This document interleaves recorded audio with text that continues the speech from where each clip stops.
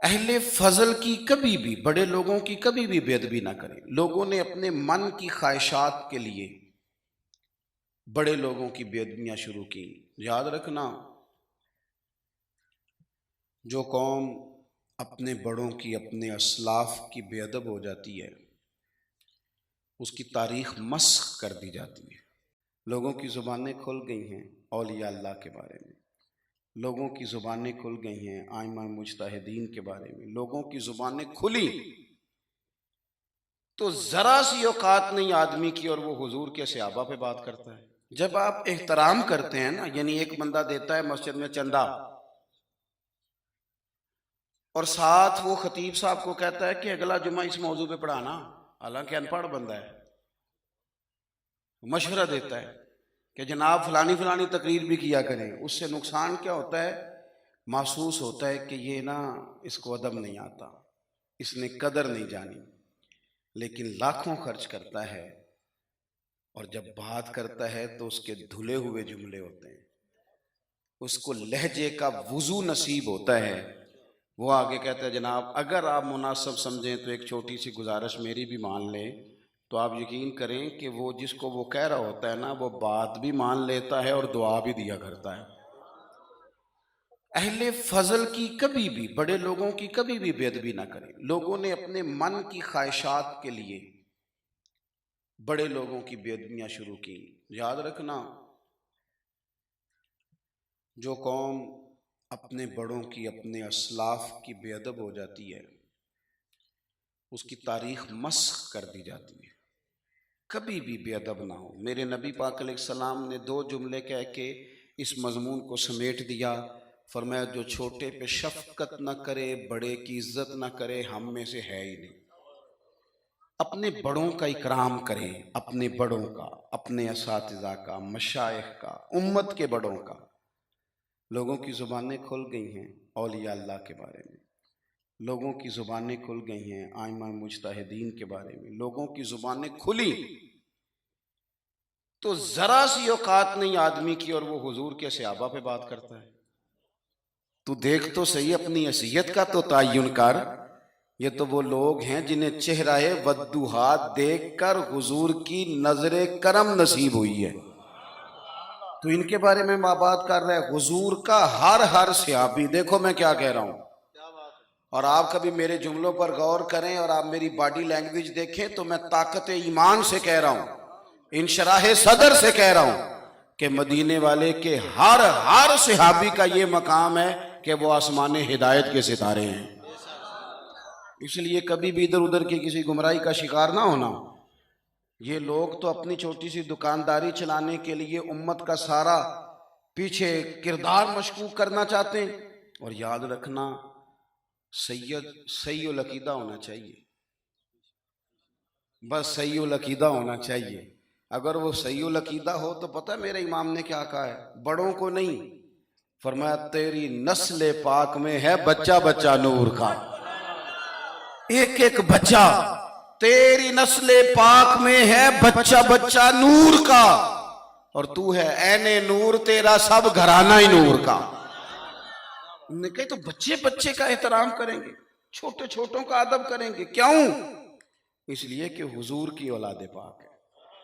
ہم تو استاد کے بچے کا بڑا احترام کرتے ہیں، ہم تو شیخ کے بچے کا بڑا احترام کرتے ہیں، اور جو مدینے والے کی اولاد ہو اور رسلہ نال جو نیکی کریے تو نسلہ تاک نہیں بھول گئے۔ ہم کیسے بھول سکتے ہیں حضور کی اولاد پاک کا احترام؟ لیکن کوئی ضروری ہے کہ آپ صحابہ کا ذکر کریں گے تو اس میں آپ اہل بیت کی تنقیص شان معاذ اللہ کریں گے، اور آپ اہل بیت کا تذکرہ کریں گے تو وہ صحابہ کی شان گھٹائے بغیر مکمل نہیں ہوگا۔ ایسی ناپاک جسارتوں سے امت کے اندر تکلیف بڑھتی ہے، آزمائش آتی ہے، اور پھر نئی نئی تحقیق کی ضرورت کیا ہے؟ تحقیق وہ ٹھیک نہیں جو داتا علی اجمیری نے کی ہے، جو خواجہ اجمیر نے کی ہے، جو امام ربانی نے کی ہے، جو امام احمد رضا فاضل بریلوی نے کی ہے۔ ادھر ادھر جانے کی کیا ضرورت؟ اس لیے پہلے تو اہل، اور دوسری بات، جتنے بھی اہل فضل تھے نا، وہ کئی دفعہ نا ابا جی اور چاچا جی کی لڑائی ہو رہی ہو نا، ابا اور چاچا کی، تو بیٹا چھلانگ لگا کے بیچ میں لڑائی میں اپنے ابا کی حمایت میں آ بھی جائے نا، چاچے کی مخالفت کرے، ابے کی حمایت میں بات کرے، تو والد صاحب فٹک پتہ کیا کہتے ہیں؟ کہتے پتر تو چپ کرے، ساڈا پراواں پراواں دا مسئلہ ہے، تو اپنے قد کاٹھ میں رہ، تو اپنی حیثیت میں رہ، تو چھوٹا ہے، تیرے والا مسئلہ۔ تو آپ بڑوں کی باتوں میں بولتے ہیں، بڑوں کی باتوں میں بولنے والے لوگ سیانے نہیں ہوتے، وہ تو بچپنے کا اظہار کرتے ہیں کبھی بھی۔ اور پھر ہم نے ان سے تربیت لینی تھی کہ ہم نے ان پر بحث کرنی تھی؟ کبھی آپ نے دیکھا ہے کہ ٹیچر آئے پڑھانے کے لیے کالج میں تو بچے اسے کہیں اپنی ڈگری دکھاؤ، تو وہ کہتا ہے تو دفع ہونا کلاس سے، ڈگریاں بڑے دیکھا کرتے ہیں، چھوٹے نہیں دیکھا کرتے، ڈگری پرنسپل صاحب کو دکھاؤں گا، تیری حیثیت ہے تو میری ڈگری دیکھے، تو اپنی اوقات میں رہ۔ اس لیے پہلے تو، اور پھر قرآن مجید کی جو آیت میں نے تلاوت کی نا، اسی مضمون کو اللہ نے وہاں بیان کیا، فرمایا وَالسَّابِقُونَ السَّابِقُونَ، وہ جو پہلے پہلے حضور کے پاس آ گئے، فرمایا وہ سبقت لینے والے سبقت لے ہی گئے۔ تو مالک اگر وہ پہلے آئے تھے تو پھر انہیں کچھ ملا بھی؟ اگر ان لوگوں نے پہل کی تھی، وہ سابقون الاولون تھے، تو ملا کیا؟ فرمایا بس سابقون السابقون، سبقت لینے والے سبقت لے گئے، اولئک المقربون، یہی تو رب کی بارگاہ کے مقرب لوگ ہیں۔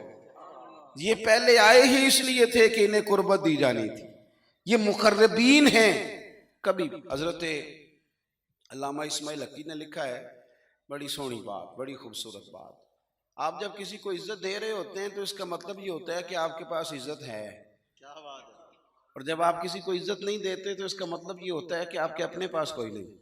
کیونکہ مجھ سے کسی نے کہا 2-4 ہزار دو، تو میرے پاس ہوگا تو میں دوں گا نا، اور اگر میں نہیں، میرے پاس ہے نہیں، تو دینا کہاں سے ہے؟ علامہ اسماعیل حقی رحمۃ اللہ نے لکھا ہے کہ نبی پاک علیہ السلام تشریف فرما ہیں، حضور کے صحابہ کی ایک جماعت بارگاہ میں بیٹھی ہے، حضرت صدیق اکبر بھی حضور کے بالکل قریب بیٹھے ہیں، وہ آج بھی حضور کے قریب ہی ہیں، قریب بیٹھے ہیں۔ تو اچانک نہ محفل میں حضرت مولا علی شیر خدا تشریف لے آئے، باقی صحابہ بھی اٹھنا چاہ رہے تھے، کوشش ہو رہی تھی، لیکن پتہ ہے سب سے پہلے جگہ کم تھی، کو بندہ ذرا سرکتا یا جگہ بناتا تو جگہ بننا تھی، باقی بھی اٹھنا چاہ رہے تھے، لیکن سب سے پہلے حضرت صدیق اکبر اٹھے، حضرت مولا علی کا بازو پکڑ کے تھام کے حضور کے قریب بٹھایا، خود ذرا تھوڑے سے پیچھے ہو کے بیٹھ گئے۔ اب بولا نہیں کوئی، وہاں لوگ کم باتیں کرتے تھے، وہاں لوگ بولا ہے پائے نظر ہوش میں آ، یہ کوہ نبی ہے، آنکھوں سے بھی چلنا یہاں بے ادبی ہے، لباں تے موراں لگیاں بولن دی جاج بھول گئی، اوتھے زباناں تائیں کھولن دی جاج بھول گئی، تے جا کے مدینے اتھرو میرے سوال بن گئے۔ حضور کی بارگاہ میں وہاں کو بندہ بات کرے، اللہ نے پہنچایا سرکار کے قدموں میں، صد شکر میں پھر آیا سرکار کے قدموں میں، کچھ لمحے سلامی کو ٹھہرا ہوں مواجہ پر، پھر مجھ کو ادب لایا، پھر مجھ کو ادب لایا سرکار کے قدموں میں۔ تو حضرت کسی نے گفتگو نہیں کی، حضرت صدیق اکبر نے بازو تھاما اور لا کر کے نا حضرت مولا علی کو حضور کے قریب بٹھایا، اور خود سائیڈ پہ جا کے بیٹھ گئے، کوئی بولا نہیں، بات نہیں کی۔ تب ہم تو باتیں زیادہ کرتے ہیں نا، جا کے سائیڈ پہ بیٹھ گئے، اور کسی نے کیا تبصرہ کرنا تھا، نہ کسی کی جرت تھی، نہ کوئی کرنا چاہتا تھا، نہ کر سکتا تھا۔ تھوڑی دیر خاموشی رہی، پھر میرے کریم بولے، اور حضور بول کے فرمانے لگے، دیکھا تم نے ابو بکر نے کیا کیا ہے؟ اور پھر حضور فرمانے لگے، عزت والا ہی کسی کی عزت کو پہچان سکتا ہے، فضل والے ہی اہل فضل کو پہچانا کرتے ہیں۔ میں ذمہ داری سے کہتا ہوں کہ مولا علی کی شان کو اگر سمجھ سکتے ہیں تو ابو بکر صدیق سمجھ سکتے ہیں، اور حضرت صدیق اکبر کا مقام اگر کوئی جان سکتا ہے تو مولا علی ہی جان سکتے ہیں۔ سادات کرام سروں کا تاج ہوتے ہیں، بعض سادات کی بات بڑی یاد رہ جاتی ہے، میں نے ڈائریکٹ تو نہیں سنا، میں نے اپنے بزرگوں سے سنا۔ خطیب الاسلام حضرت پیر سید فیض الحسن شاہ صاحب، اہل و معار شریف والے، حضرت شاہ صاحب نے زیارت کی ہوگی تو ہم نے جی بار بار کی فرما رہے ہیں، تو شاہ صاحب سید تھے، بہت بڑا خاندان تھا، ان کے دادا کو چراغ ہند کہا جاتا تھا، حضرت پیر چندن شاہ بڑے لوگوں میں سے، اکابرین میں سے، سلسلہ نقشبندیہ سے ان کا سلسلہ طریقت تھا، چورا شریف سے. تو بڑی باتیں سمجھا کے اس موضوع پر بڑی باتیں کر کے ایک بزرگ فرمانے لگے، ایک تقریر میں انہوں نے بات کی تو میں کئی راتیں روتا رہا کہ یار اس طرح بھی ہوتا ہے. کہتے ہیں وہ تقریر کرتے کرتے کرتے کرتے کرتے کرتے بولے، اور ان کا انداز تھا، لہجہ تھا، روب تھا، دبدبا تھا، تنتنا تھا، اپنی بات کو سمیٹتے ہوئے کہنے لگے چلو میں نے دلائل تمہیں دے دیے، عقلی نقلی باتیں تم تک پہنچا دی، اب میری ذاتی بات بھی سنو. کہنے لگے میں سید ہوں، پتر ہوں مولا علی کا، پر میں مرید ہوں ابو بکر صدیق کا. میں سیدنا ابو بکر صدیق کا مرید ہوں. وہ جس بزرگ نے مجھے بات بتائی ان کا سالوں سے تدریس سے رشتہ ہے. کہنے لگے ایک سید کے لہجے کا وہ حسن اور گفتگو کا وہ انداز. کہتے میں کئی راتیں روتا رہا، میں نے بڑی چیزیں پڑھی تھی اس عنوان پر، رحماء بینہم کے تحت بڑا کچھ پڑھا تھا، پر یہ انداز، یہ رنگ، یہ سچے لوگوں کا طریقہ تھا، دیانتدار لوگوں کا طریقہ تھا. انہوں نے اپنے ذوق کے ذریعے سے ہمیشہ قوم پر مثبت اثرات چھوڑے. اللہ ہمیں سمجھ عطا فرمائے. تو ایک تو کبھی بھی اہل فضل کی عزت میں کبھی بھی کمی نہ. آج ہم ذکر کر رہے ہیں نا امام حسین کا، امام حسین رضی اللہ تعالیٰ عنہ، میرے جیسے بندے کی تو زبان نہیں اس قابل نہیں کہ ان کا نام لے سکے. کہاں سیدنا امام حسن اور کہاں سیدنا امام حسین اور کہاں ہم لوگ. ہماری حیثیت ہے، ہم تو یہ تو وہ لوگ ہیں جن کا نام ذریعہ نجات ہے، جن کا تذکرہ ذریعہ نجات ہے. ان لوگوں کے ساتھ جب سے یہ بحث معاشرے میں بڑھی ہے نا، جب سے لوگوں نے شکوک بڑھا دی، آپ یقین کریں صحابہ اور اہل بیت کے ساتھ جو وارفتگی تھی نا لوگوں کی، وہ جو ذوق تھا، کسی کا بھی نام آتا تھا تو لوگ مچل جاتے تھے. اب تو کسی ایک کا ذکر شروع کرتے ہیں تو کانوں میں خارش شروع ہو جاتی ہے، لوگوں کو پریشانی ہونے لگتی ہے، پھر یہ فلانے کا تذکرہ ہونے لگا. بھئی آپ کیوں پریشان ہو رہے ہیں؟ یہ سارے اسی دریائے محبت کی نہریں ہیں جس کو مدینے والے محبوب نے اپنے دست مبارک سے چلایا ہے. آپ کیوں یہ کام کرتے ہیں؟ کیوں انتشار کا سبب بنتے ہیں؟ نہ کریں جی، آپ کی مہربانی. اللہ آپ کو سلام. سب کو ایک جیسی گرمی لگ رہی ہے، ویسے تقریر کرنے والے کو تھوڑی سی زیادہ لگتی ہے باقی.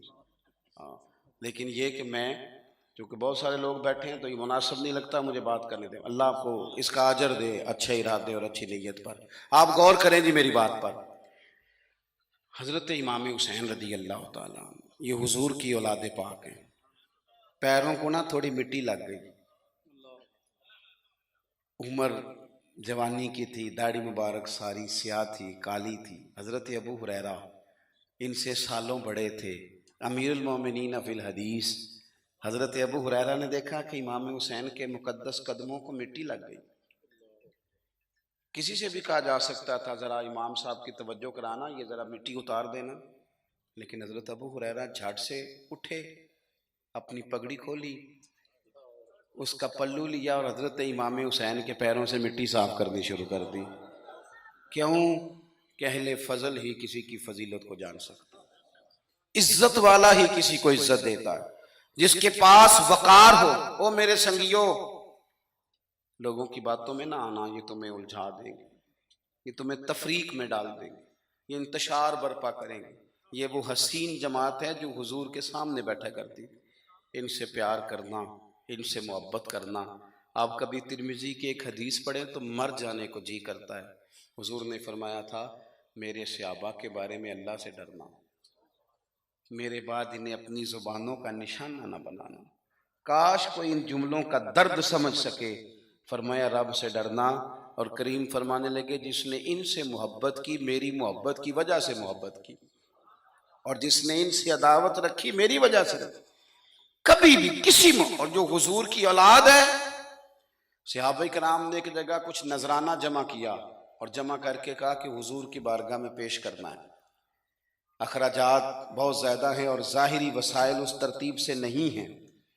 یہ نذرانہ ہر مہینے پیش کرنا ہے. جب وہ لے کے حضور کی بارگاہ میں گئے نا تو اللہ نے قرآن نازل کر دیا، فرمایا محبوب ان سے کہہ دو لا اسألکم علیہ اجرا، میں تبلیغ دین پر تم سے کوئی اجر نہیں مانگتا، الا المودۃ فی القربى، بس میرے قریبیوں سے پیار کرتے رہنا، میرے قریبیوں سے محبت کرنا، پیار کرنا قریبیوں سے۔ یہ علی المرتضیٰ ہیں، یہ فاطمہ ہیں، یہ ان کا خاندان ہے، یہ ختیجہ ہیں، یہ عائشہ ہیں، یہ میمونہ ہیں، یہ حفصہ ہیں، ان سے پیار کرنا، میرے قریبیوں سے محبت کرنا، ہمارے دلوں میں حضور کی اولاد کا پیار ہونا چاہیے، طبیعتوں میں احترام ہونا چاہیے، ہمارا مزاج، ہمارا دل ان کے لیے دھڑکنا چاہیے، ہمارے لہجے، ہمارے انداز ہمیشہ ان کے حق میں نرم ہونے چاہیے۔ میں کہہ چکا ہوں سید کا صرف عقیدہ ٹھیک ہونا شرط ہے، باقی آپ تحقیق اور تفتیش میں نہ پڑیں، وہ جانے رب جانے، آپ کوشش فرمائیں ہماری اولادیں، ہم خود اور اہل فضل کا ادب کبھی نہ چھوڑیں۔ دوسری بات آپ سے یہ عرض کرنی ہے، اس کو اچھی طرح سمجھ لیں کہ قومیں اپنے اسلاف سے بڑی ہوتی ہیں ہمیشہ، بڑا ہم ہوتا ہی وہ ہے جس کا کوئی بڑا ہوتا ہے، جس کا کوئی بڑا نہیں ہوتا وہ کبھی بھی بڑا۔ یہ کچھ عرصے سے ٹرینڈ چلا ہے، اگرچہ یہ درست نہیں ہے۔ آپ کسی سنار کی دکان پہ جائیں تو اس نے اپنے پیچھے نا اپنے والد صاحب کی اور دادا کی فوٹو لگائی ہوتی ہے، حکیم کی دکان پہ چلے جائیں، کپڑے والی دکان پہ چلے جائیں تو اس نے پیچھے اپنے دادا کی، والد کی فوٹو لگائی ہوتی ہے۔ اگرچہ یہ درست نہیں، تصویریں نہیں لگانی چاہیے، تصویریں ان کے کیا پیروں کی بھی نہیں لگانی چاہیے، جہاں تصویر ہوتی ہے وہاں نماز کیسے پڑھی جائے گی؟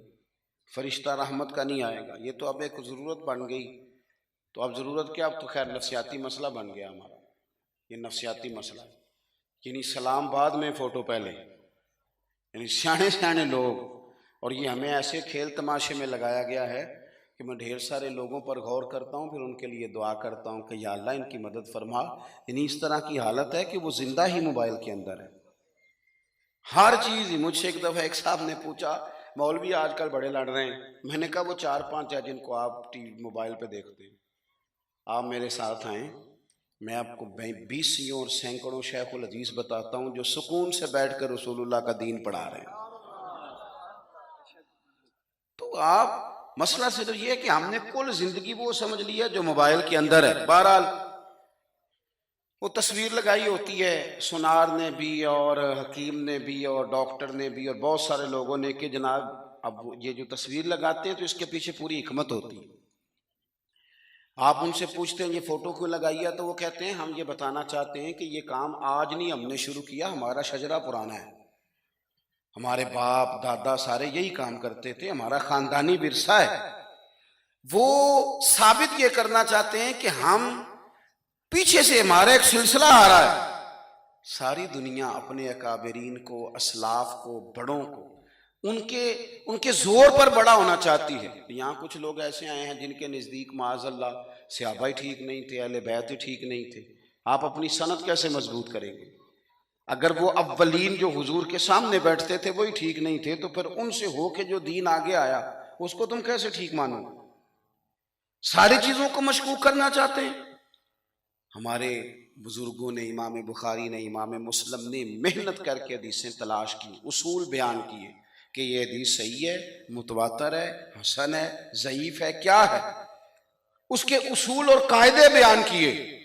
اور جب انہوں نے خود پوری تحقیق کی، آپ تھوڑی سی، آپ مشکل بات نہیں کر رہا، تھوڑی سی آپ غور کریں گے، انہوں نے سینکڑوں میل کا سفر کیا، گھوڑوں پہ، پیدل، اونٹوں پہ، ریسرچ کر کے بتایا کہ یہ حدیث بالکل درست ہے، اپنی سند کے اعتبار سے، متن کے اعتبار سے یہ متواتر درجے کی ہے۔ انہوں نے پوری ریسرچ کی۔ پھر غور کریں کیا کہہ رہا ہوں، جب پوری تحقیق کر لی تھی تو پھر انہیں کہنا چاہیے تھا نا یہ نبی پاک نے فرمایا ہے، کہنا چاہیے تھا نا کہ یہ حضور نے فرمایا، ہماری تحقیق ہے، حدیث درست ہے۔ لیکن کسی نے بھی ڈائریکٹ نہیں کہا۔ انہوں نے جب بھی کہا کہنے لگے حضرت عبداللہ ابن عمر فرماتے ہیں کہ حضور نے یوں فرمایا، حضرت انس بن مالک فرماتے ہیں کہ حضور نے یوں فرمایا، حضرت جناب سیدہ عائشہ صدیقہ فرماتی ہیں یوں حضور نے فرمایا، حضرت ابو ہریرہ فرماتے ہیں یوں حضور نے فرمایا۔ انہوں نے نا پہلے اس صحابی کا نام لیا جنہوں نے وہ بات اپنے سینے میں محفوظ کی۔ کیا بتایا انہوں نے ہمیں کہ ہم دنیا گھوم آئے ہیں، ریسرچ کر آئے ہیں، تلاش و بسیار کے بعد اس نتیجے پہ پہنچے ہیں کہ دین کا اصل فیض وہی ہے جو صحابہ اور اہل بیت کے سینوں سے ہو کے امت کو نصیب ہوا ہے۔ اصل فیضان وہ ہے جو وہاں سے ہو کے آیا۔ تو ایک بات تو یہ کہ اہل فضل کی عظمت، اور دوسری بات کہ اپنے اکابرین کے ساتھ جوڑ کے رہنا، اور تیسری بات حضرت سیدنا امام حسین، حضرت امام حسن رضی اللہ تعالی عنہما، ان دو شہزادوں سے نا نبی پاک صلی اللہ علیہ وسلم نے جو محبت فرمائی ہے نا، وہ بھی بڑی قابل دید ہے۔ حضور نے جو ان سے پیار کیا ہے، کچھ لوگ ایسے ہوتے ہیں کہ جن سے انسان جب پیار کرتا ہے، محبت کرتا ہے، تو وہ بات نا دور دور نکل جاتی ہے، وہ بات پھیل جاتی ہے۔ ان کے ساتھ نا میرے نبی پاک کا خصوصی لگاؤ ہے۔ اس کا مطلب یہ نہیں کہ ہر نانا ہی اپنے نواسے سے پیار کرتا ہے، یہ معنی نہیں۔ رسول پاک علیہ السلام جو کام بھی کرتے ہیں اللہ کی وحی کے ساتھ کرتے ہیں۔ حضور کا ہر کام وحی خدا ہے، اپنی مرضی سے حضور کوئی کام نہیں کرتے۔ تو نبی پاک نے جو بھی کیا ہے وہ امت کے لیے نمونہ ہے۔ حسنین کریمین سے جو حضور کا پیار ہے، جو نبی پاک علیہ السلام کی ان کے ساتھ والہانہ محبت ہے، اعلیٰ حضرت بریلوی نے حدیث لکھی ہے، راوی حضرت عثمان غنی ہے رضی اللہ تعالیٰ عنہ۔ حضور سید عالم صلی اللہ تعالیٰ علیہ وآلہ وسلم نے نا گھر میں پیغام بھیجا، فرمایا فاطمہ سے کہو ذرا حسن حسین کو تو بھیجے۔ یہ سارا دن ہی حضور کے پاس رہتے ہیں، سارا دن ہی، لیکن وہ جو والہانہ پن ہے، جو محبت ہے، جو ان کے ساتھ محبوب کا خاص لگاؤ ہے، سیدہ سے کہو ذرا شہزادوں کو بھیجے، تھوڑی سی دیر ہو گئی آنے میں۔ اعلیٰ حضرت فرماتے ہیں یوں لگتا جیسے سیدہ فاطمہ کپڑے نہیں وہاں بدلنے لگتی بچوں کے، خوشبو نہیں لگانے لگتی، تھوڑی تیاری میں دیر ہو گئی تو محبوب نے نظریں جمائی ہیں اس حجرے کی طرف جہاں سے امام حسن اور حسین نے آنا ہے۔ رحمت کے عجب ہی جھمیلے ہیں، حسنین یہاں پر کھیلے ہیں۔ تو دونوں شہزادوں جب دروازہ کھلا تو حضرت عثمان غنی کہتے ہیں بچے جب نکلے نا دونوں، تو یہ کوئی 10 15 50 100 میل دور سے تھوڑی آ رہے ہیں، تو یہی رہتے ہیں محبوب کے قرب خاص میں، انہیں سایہ کرم ہر وقت نصیب ہے۔ لیکن نبی کریم علیہ السلام کا جو والہانہ پن ہے، جو ان کے ساتھ حضور کا رشتہ محبت ہے، جیسے ہی دونوں شہزادے آئے، حضرت عثمان غنی فرماتے ہیں محبوب نے مقدس گھٹنے زمین پہ رکھ دیے اور دونوں بازو کھول دیے۔ ایک شہزادہ اس سینے سے لگ گیا اس کندھے سے، ایک اس کندھے سے لگ گیا۔ اور پہلے بھی حضور پیار کرتے تھے، پر آج تو رخ ہی بدل گیا بات کا۔ اللہ کے پیارے حبیب علیہ السلام فرمانے لگے اے اللہ، یہ دونوں شہزادے کندھے سے لگے ہوئے، حضور فرمانے لگے اے اللہ، میں ان دونوں سے محبت کرتا ہوں، تو بھی ان سے محبت فرما۔ اور کہا اے اللہ، جو جو میرے حسن حسین سے محبت کرے تو ان سب سے محبت فرما، تو ان سب سے پیار کر جو میرے حسنین سے پیار کرے۔ اللہ کے پیارے محبوب علیہ السلام کی محبت جب حضور کو، بھئی جس چیز کی طرف محبوب نے ایک دفعہ دیکھا ہے نا، وہ غار ثور میں حضور ایک دفعہ گئے ہیں، 3 دن قیام کیا ایک دفعہ گئے، تو ہمارا تو کئی بار جانے کو دل کرتا ہے۔ جہاں حضور تھوڑی دیر قیام فرمائیں اس جگہ سے پیار ہو جاتا ہے، اور جن شہزادوں سے حضور اس والہانہ انداز میں پیار کریں، ان کی محبت، ان کا پیار ہمارے دلوں میں ہونا چاہیے، اور کچھ نہ ہمارے جذبات ہونے چاہیے، کچھ ہمارے جذبات میں والہانہ پن ہونا چاہیے ان شہزادوں کے لیے۔ آج کل نا ہمارے ہاں دور ہے تقریروں کا، پوسٹیں لگانے کا، اپنی اپنی رائے، اور ویسے بھی جو ہم لکھ رہے ہوتے ہیں، جو بول رہے ہوتے ہیں، وہ اپنے لیے نہیں ہوتا الا ماشاءاللہ، وہ تو سامنے والے کے لیے ہوتا ہے۔ وہ تو حضرت مجدد الفسانی رحمۃ اللہ علیہ کے حالات پہ ایک سیرت نگار نے لکھا ہے کہ آپ نے ایک شخص کو نا اپنے سلسلہ نقشبندیہ میں اجازت دی کہ اب آپ بھی آگے اللہ اللہ بتائیں، تربیت کریں، یہی طریقہ ہوتا تھا۔ تو ان کو خلافت دے دی، اب وہ سلسلہ طریقت میں آگے اشاعت سلسلہ کا کام کریں گے۔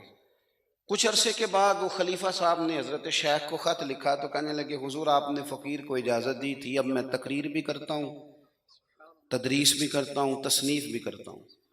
تو حضرت فرمانے لگے آپ بہت اچھے کام کر رہے ہیں، رب آپ کو برکت دے، پر یہ سارا کچھ تو آپ لوگوں کی اصلاح کے لیے کر رہے ہیں، کچھ اپنے لیے بھی کرتے ہیں؟ رات کو تہجد میں اٹھ جاتے ہیں، کچھ اللہ کے حضور رونا نصیب ہو جاتا ہے، کچھ آپ کو درود و سلام کی کیفیات نصیب ہوتی ہیں، یہ تو جو کچھ ہے الحمدللہ بہت اچھا ہے، قابل تعریف ہے، پر یہ تو آپ خدمت دین کا کام کر رہے ہیں نا لوگوں کی، آپ اپنے لیے کیا کر رہے ہیں؟ یہ بھی تو مقام غور ہے۔ بہت ساری چیزیں آج ایسی ہیں جو تقریروں میں تحریروں میں، لیکن ہمارے پرانے بزرگ جو تھے ان کا رنگ اور تھا، ان کا انداز والہانہ تھا، والہانہ۔ میں نے کئی دفعہ سنائی ہے بات، پھر سناتا ہوں۔ بڑی عید پہ نا میرے والد صاحب چاول لائے، غریب گھر تھا تو ثابت چاول اور بہترین چاول کم ملتے تھے، تو جو زیادہ اچھے چاول تھے اماں جی نے ایک دفعہ پکائے تو بڑے اچھے لگے، تو سب نے تعریف کری کہ چاول بڑے اچھے۔ تو تھوڑے دنوں کے بعد چاول پکے تو وہ والے نہیں تھے، تو ابا جی کہنے لگے والدہ سے کہ وہ چاول کتنے نہیں، یہ نوے پکاڑے میں آ گئے۔ تو اماں جی فرمانے لگی کہ چاول بڑے سونے تھے، پیارے تھے، میں نے رکھ دیے ہیں، 10 محرم کو امام حسین کے نیاز پکائیں۔ ہمارا نا آپ نے ناراض نہیں ہونا، محفل میلاد کی ہو یا 10 محرم کی ہو تو نہیں جاؤں گی ناراض؟ محفل کے منتظمین اگر مجھ سے بگڑ نہ جائے تو بات کر دوں، کام مشکوک ہو گیا، رحم دئیے کوئی اور ہی کر لیں گے، کر دیں جی۔ محفل شریف کی جو لنگر ہے اس کو کہتے ہیں تبرک ہے، ایسے ہی ہے، ہوتا بھی ہے وہ تبرک، ہوتا ہے نا جی۔ تو جو شاپر میں چاول تبرک صاحب ہیں وہ ناک نہ بھی کھا لے گا، کوئی مسئلہ نہیں، اس کے لیے مرغن غذا کی کیوں اہتمام کیا، اس کو تبرک نہیں گزرتا الگ سے، پیر صاحب کو نہیں گزرتا، ان کے الگ سے نہیں گزرتا یہ تبرک۔ وہ خدا کے بندو، غریب کو تو لوگ اب تو تگڑے بندے افطاریاں بھی سیاسی کراتے ہیں، وہ تو دعوتوں میں بھی تگڑوں کو بلاتے ہیں۔ یہ محفل میلاد تھی، محرم کی محفل تھی، 11ویں کی محفل تھی جس میں ماڑے ماڑے لوگ آتے تھے، تم نے اس میں بھی غریبوں کا شاپر والا چاول بنا دیا اور امیروں کے لیے لنگر مہمان خصوصی کے لیے تم نے الگ سے بنا دیا۔ کاش میلاد کی محفل میں تم زیادہ بوٹیوں والے چاول پکاتے، سب کے لیے ایک جیسے، اور غریب کو پرات بھر کے دی جاتی، اس کے بچے جو سالہ سال گوشت سے لڑائی کرتے ہیں وہ چاروں بچے ساتھ لے آتا، اور جب بچے چھوٹے چھوٹے دیہاتی غریب وہ کھانا کھا رہے ہوتے ہیں تو ابا جی سے پوچھتے ابا جی آج کی ہے؟ یہ بھی ایک سبق ہے میلاد کا، آج کی ہے، سانوں تے کدی ہم گوشت نہیں لبا، آج کی ہے؟ ابا جی تھپکی دے کے پیار کر کے، ہو سکتا ہے ابا رو ہی پڑتا، رو کے کہنا پتر آج راج راج کھاؤ بوٹیاں، آج رسول پاک دا میلاد چل رہا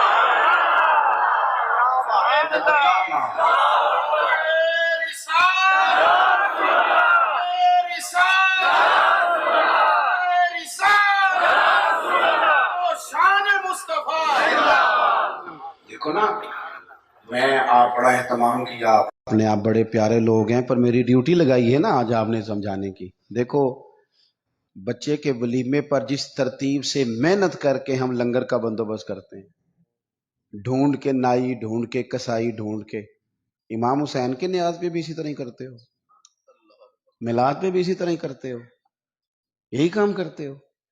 ایک مثال اور دیتا ہوں، میں نے اپنے ماں باپ سے سیکھا یہ ادب، اور وہ پڑھے لکھے نہیں تھے، سادہ تھے۔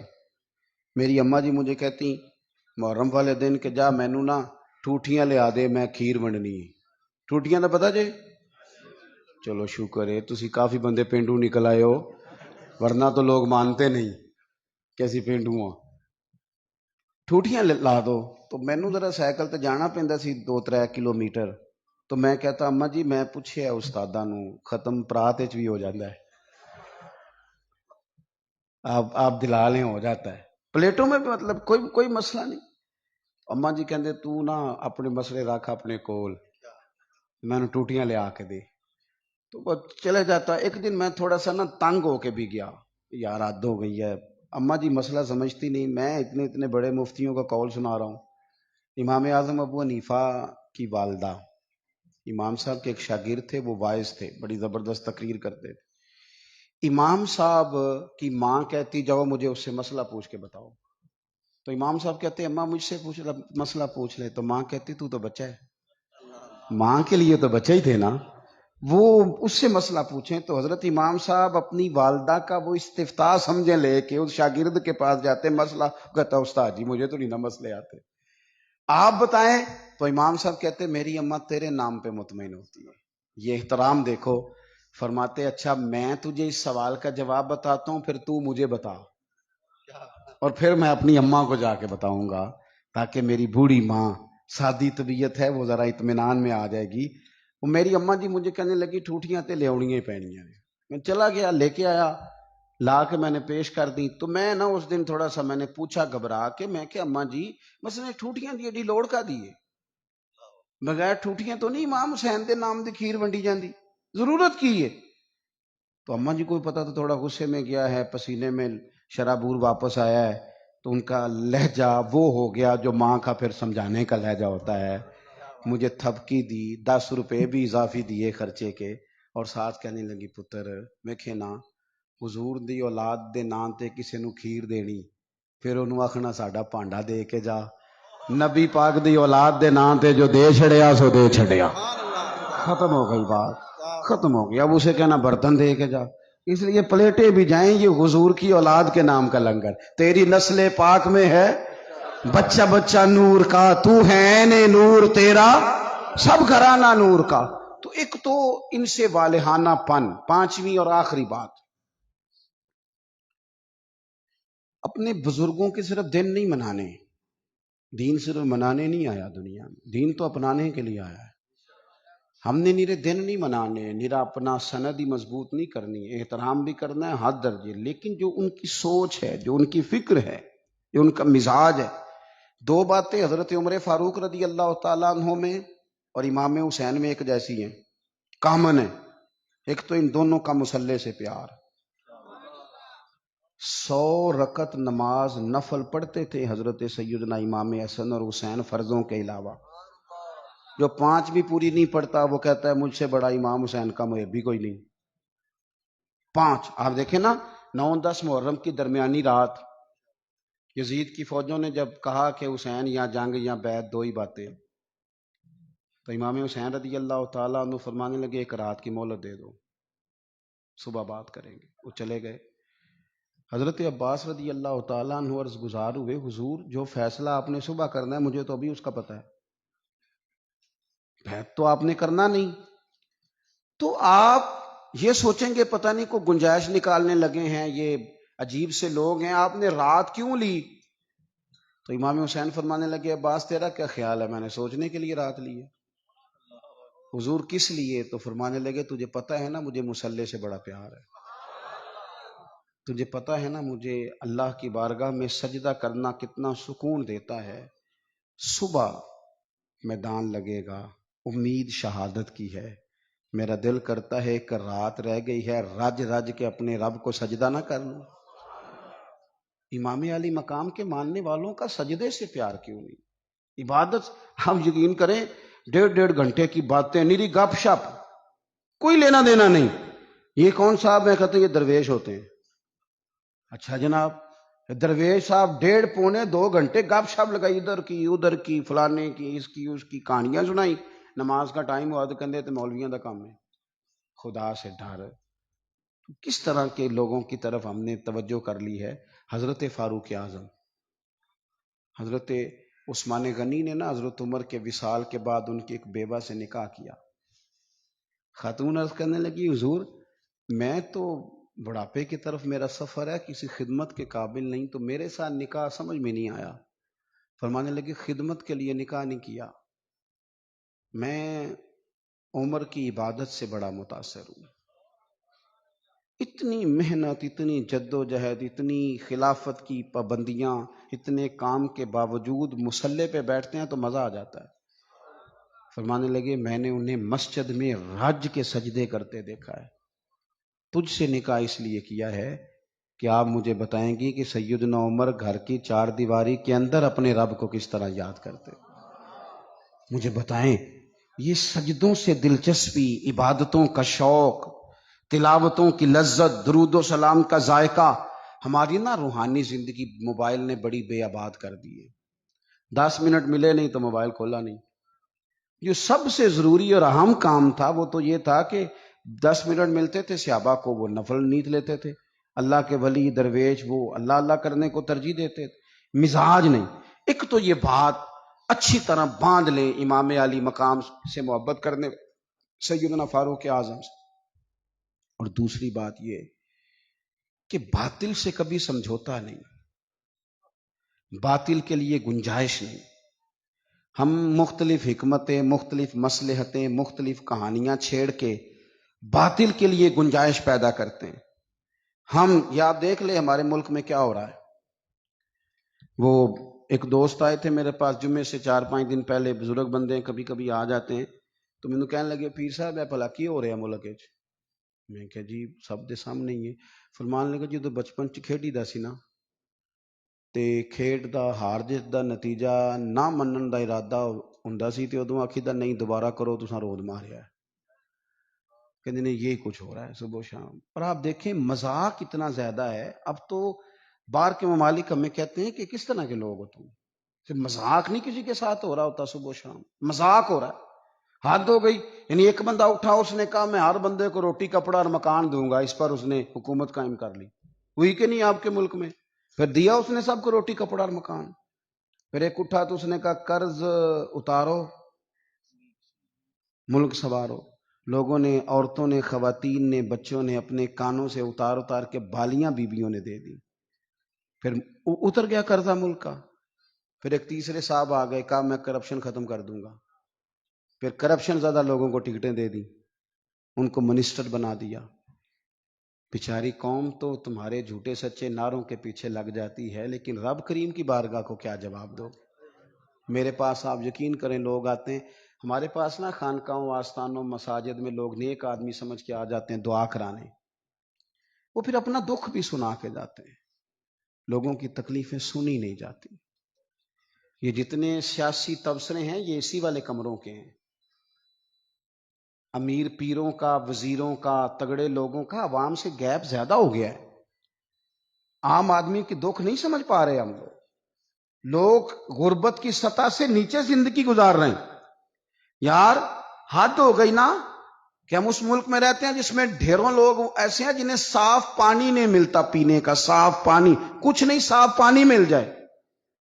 میں اور آپ اس ملک میں رہتے ہیں۔ اچھا ایک طرف حال یہ ہے کہ نئے ماڈل کا موبائل آئے تو ملتا نہیں مارکیٹ میں، پرانا مل جاتا ہے، یہ امیروں کی چاہتے ہیں۔ گاڑی 3-4-5 لاکھ روپیہ زیادہ دے کے بک کرا لیں گے، چاہیے مجھے ذرا 2 مہینے پہلے۔ دوسری طرف حال یہ ہے، میں کبھی کبھی وقت نکال کے سرکاری اسپتالوں میں جاتا ہوں، کچھ مریض ایسے ہوتے ہیں جنہیں تسلی بھی دے دی جائے تو ان کا فائدہ ہو جاتا ہے۔ آپ کبھی حال دیکھیں جا کے، لوگوں کو ویل چیئر پہ بٹھا کے ڈرپ لگا دیا ڈاکٹر نے، ڈاکٹر کیا کرے، بیڈ ہی کوئی نہیں۔ اس طرح بھی کبھی ہوتا ہے، کوئی والی وارث نہیں قوم کا، یعنی جن لوگوں کو بیمار ہوں تو لیٹنے کو جگہ نہ ملے، اس قوم کے لوگ جھنڈے لگائیں اور وزیروں کے نعرے لگائیں، اور جناب اور جتنا پیسہ تم الیکشن پہ لگاتے ہو نا، اس کے کتنے کتنے بڑے اسپتال بن جاتے، لیکن مزاج نہیں، طبیعت نہیں۔ حضرت امام حسن میں، سیدنا عمر فاروق میں یہ بات کامن تھی کہ باطل کے ساتھ کبھی صلح، یہ ہم نے غلط لوگوں کو سپورٹ کر کر کے باطل کو عروج دیا ہے، کبھی صلح نہیں۔ انہوں نے کہا جو باطل ہوتا ہے وہ بہرحال باطل ہوتا ہے۔ یزید اگر باطل ہے، بڑی حکمتیں تھیں امام حسین کے سامنے، بڑا کچھ ہو سکتا تھا، چلو باہر نکلتے ہیں ذرا لوگ کٹے، ہمیں بھی لوگ کہتے ہیں آپ سیاسی بات نہ کیا کریں، وہ بعض لوگ مختلف جماعتوں کے آئے بیٹھے ہوتے ہیں تو فلان ہو جاتا ہے، تو میں نے کہا کیا ہو جائے گا، کیا بات کرتے ہیں آپ، کیا حیثیت ہے ہماری، نہیں کوئی ہم سے دلچسپی لیتا تو نہ لے، ہماری جو ڈیوٹی ہے وہ اذان بھی پوری نہ پڑے، وہ بھی دیکھ کر پڑھیں کہ فلانا بندہ ناراض نہ ہو جائے، جس کی طبیعت میں جو آتا ہے وہ کرے، سانو تخت زارے دی لوڑ کیے، ਨਾਲੇ ਕੀ ਲੱਗੇ ਸ਼ਹਿਰ ਬੰਬੋਲ ਦੇ ਨਾਲ, ਅਸੀਂ ਤੇ ਆਪਣੀ ਬਾਲ ਕੇ ਸੇਕਨੇ ਆ, ਸਾਨੂੰ ਕੀ लगे किसी और दे नाल। करूं मद है अहले दवल रजा, और पड़े ना इस बला में मेरी बला, मैं तो गदा हूं अपने करीम का, मेरा दीन कोई पारा है ना नहीं। ये क्या बात हुई कि आप सच्ची बात ही ना करें, आप गौर करें मैं क्या अर्ज कर रहा हूं। गरीब लुटते नहीं और आप कहें कि जनाब वो फलाना बंदा कहेगा मैं सियासी जमात का था, आपने बात कर दी, हो जो जिस जमात का होता है, लेकिन हक बहरहाल हक ही होता है। यही बात इमाम हुसैन के सामने आई। बच्चों औरतें साथ हों तो लोग तो वैसे ही कह देते हैं मेरे साथ जनाना साथ है, वरना मैं तुझे बता देता। लेकिन इमाम हुसैन ने ना औरतों का साथ देखा, ना बच्चों की भूख देखी, ना तकलीफ देखी। उन्होंने बताया कि जब बातिल के सामने डटना है तो नतीजे की परवाह किए बगैर डटना है। जो लोग काम करने वाले होते हैं वो रिजल्ट नहीं देखते क्या निकलेगा। रिजल्ट तो ये निकला कि इमाम हुसैन शहीद हो गए और फिर 3-4 साल यजीद हुकूमत भी कर गया, लेकिन कयामत तक के लिए उसका नाम जिल्लत का बायस बन गया। और इंसान को बेदार तो हो लेने दो, हर शख्स पुकारेगा हमारे हैं हुसैन, अब बेदार तो हो ले। इमाम हुसैन का नाम सनद बन गया है बातें से लड़ने की। तो मेहरबानी करें, हो सकता है आप अकेले हो पूरे घर में, लेकिन आप डटना सीखें, सच कहना सीखें, बात सही करनी सीखें, काम पे नहीं, डरे नहीं। कोई जब अल्लाह ताला साथ हो फिर कोई बंदा किसी का क्या बिगाड़ सकता है। सच पर खड़े होना सीखें, सच पर। अल्लाह के बंदों का प्यार अपने दिल में बिठाएं। अगर ये हुकूमतें ये सारा कुछ दुरुस्त हो जाए तो आप यकीन करें कौम आसूदगी में आ जाए। फिर से अपनी सारी तकरीर को दोहराता हूँ। सबसे पहले तो बड़ों की इज्जत करें, अहले फजल की तौकीर में कभी कमी ना करें, अपने असलाफ से अपने आप को जोड़ के रखें, कभी भी इससे पीछे ना हटें। इमाम हसन हो, इमाम हुसैन हो, हुजूर के खुलाफाए राशिदीन हो, अशरा मुबशरा हो, इनसे शौक वाला प्यार करें, छलके इनका प्यार। और फिर अपनी इबादत पर खास तवज्जो दें। मुसल्ला आबाद हो तो रब की मदद आती है, रूह सुकून में रहती है। और आखिरी बात ये कि खड़ा होना भी सीखे, डटना भी। अल्लाह की मदद डटने के बाद आती है। इन्नल्लज़ीना क़ालू रब्बुनल्लाहु सुम्मा इस्तक़ामू, जो रब का नाम लेके डट गए, पहले वो डटे, ततनज़्ज़लु अलैहिमुल मलाइका, फिर अल्लाह ने मदद के लिए फरिश्ते नाजिल किए। पहले डटेंगे फिर मदद आएगी। अल्लाह ताला मुझे और आपको अमल की तौफीक अता करे। आखिर दावा या अनिल हम्दुलिल्लाहि रब्बिल